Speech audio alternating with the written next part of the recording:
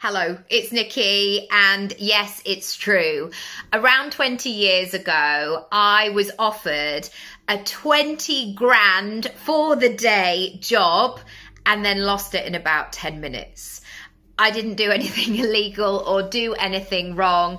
It was a legal issue though. Basically, I was offered this job for a whiskey commercial and it was on all the time. This is the annoying thing. So I know what it was like. I know who they cast, but that's not what this is about. So I got offered the job and I could not believe it. To be in your early 20s and have I just couldn't take it in. I remember it so vividly, like £20,000 for the day.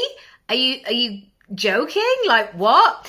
Turns out it was a bit of a joke because 10 minutes later, I didn't have the job anymore. And this is why. In order to advertise whiskey in this country, in the UK, you have to be over 25. And I wasn't. And my agent submitted me, didn't realise. It was one of these things. It was a mistake. And I have to say, it stung a little bit at the time. And, there's no point in any of these situations going into a blaming situation. And I guess this is something that I really noticed early on, that it was okay to be a bit frustrated. And I think I'd had like 2 or 3 recalls by this stage. So it had been quite an intense, it was a short period of time, but quite intense, going in, seeing the casting director again, seeing who was going to play my mum and dad. And I felt like I had got the job, and it turns out I did. But what I can take away from that moment, after having that initial disappointment, was what could I then take from it? Because at this stage, I'm 42.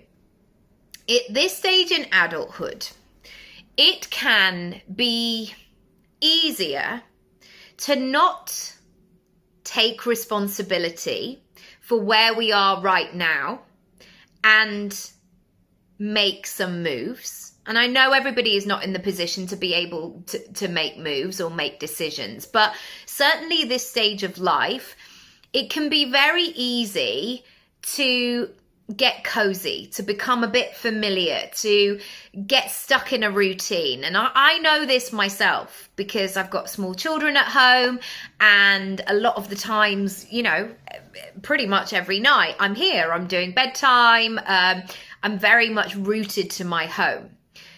And I had that foresight in my 20s that I had to come to terms with this story, because otherwise it would have a negative repeating effect on me throughout my entire life.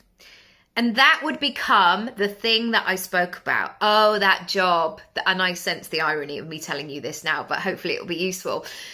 That sense of me saying, oh, I got that job, and I could even go into all of that. All agents are a nightmare, or it's so unfair, or the government, or all of these things. And yes, I had a couple of days of disappointment, and I got the recall fees, which were 50 quid each. And that compared to 20,000 seemed like a very small thing, but it was fine, and we move on. But I learned very quickly about the importance of reframing this moment. And so here's what I did. The fact that I had been so close, within, I was going to say spitting different distance. I don't spit, darling. Yeah, I'd been so close.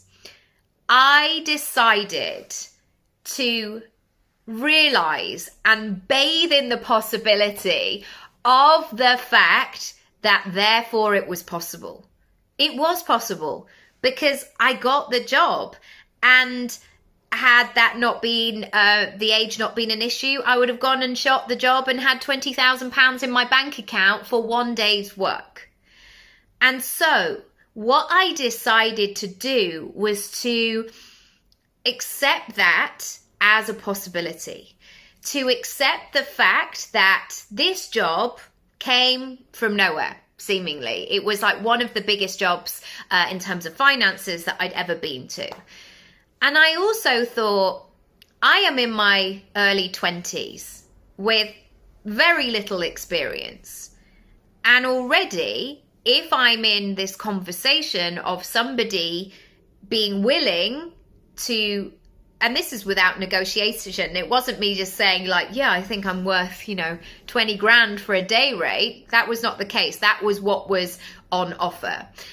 And I just thought, well, if I'm doing this in my 20s, then I'm not going to stop now. And I'm going to see that there is possibility everywhere. And I learned that so early on in terms of acting, is that you never know what's around the corner. You never know what email is going to drop into your email box. You never know who you're going to meet. You never know how somebody's path is going to cross yours. You never know how something that you did 5 years ago comes back around because somebody saw your post on Instagram. Like, the possibilities are there. We have the technology, we have the potential to create networks. And so we have to be very careful about what we're holding on to and what our beliefs are. And I knew for a fact I was not going to let this very near miss govern how I worked and how I built a career going forward. I also had this in a very different way recently, where I decided to stop telling people that I was tired. And this is a really small thing. I'm sure it wasn't to my close friends and family. They'd be like, oh my gosh, she's still tired. She's still going on. Has she got anything else to say? But the thing is that it becomes so part of my identity. That was the first thing I was telling people. And I have so many other things that I would rather talk about apart from being tired. And so I want you to think about any of those niggles, things that people said to you, things that you've collected over time, old stories, basically anything that feels a bit crusty, outdated, old, not a true reflection. And I want you to make a decision today to reframe with it and do something about it. Clearly I've never forgotten that story because I'm telling you it today, 20 years later. But I also know what I have, and I've never done 20 grand in a day. I've done it in 2 days on a 2-day shoot. But that's fine. It's just another day of my working life. It's all good. But it was really a moment to see what was possible. And if we choose to see what's available to us and to be ready for those opportunities, the world's your oyster, honestly, because people are looking for you. And I know I always say it, and I don't ever want to sound like a dodgy crime drama, but seriously, people are looking for you.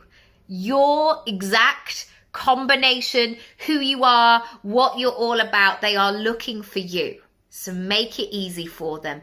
Cut anything out of the way that is just lingering there, that is not showing your best self. It's so easy to go into that default thing of, being a bit moany or, talking about the weather or all of that stuff. And equally, I'm not saying go in with that kind of glaze, hi, where you creep everyone out. I'm not saying that either. But there is so much space and capacity and potential for interesting, juicy conversations. And sometimes when I know somebody is not necessarily into the small talk, like I'm not either, I've had the most incredible conversations on buses, in local shops, in a queue, all of it, because I'm open to it. I hope that has ignited something in you today, and it will give you that permission or that invitation to release it and get rid of it. You don't need it. You don't need it.